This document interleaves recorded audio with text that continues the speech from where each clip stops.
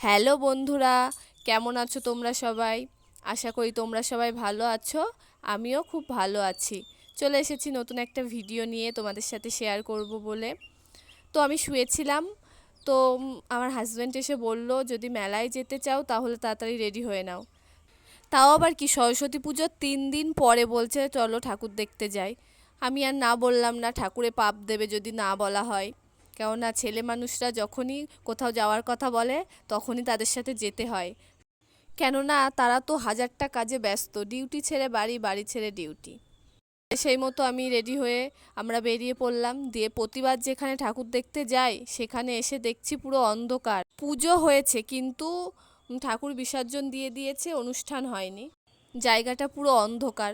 তারপরে হাজব্যান্ড বলল, তাহলে চলো কৃষ্ণনগরের দিকে ঠাকুর দেখে বাড়ি চলে যাব। আমি বললাম ঠিক আছে, যা ভালো বোঝো তাই করো। এখন ঠাকুর বিসর্জন দেওয়া হয়ে গেছে, এখন তুমি আমাকে নিয়ে এসেছো ঠাকুর দেখতে। দিয়ে বললো না না, ঠাকুর আছে, চলো দেখাবো। দিয়ে আমরা যাওয়া শুরু করে দিলাম। গিয়ে দেখছি সব ঠাকুর পজিশনে বের করেছে। তারপরে পজিশন দেখতে দেখতে চলে আস।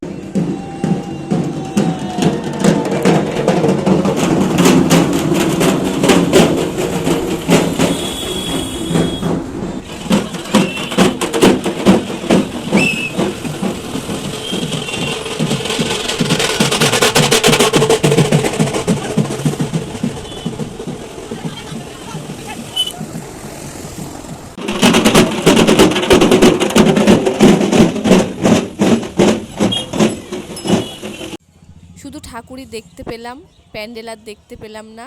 তারপরে চলে আসলাম রাজবাড়িতে।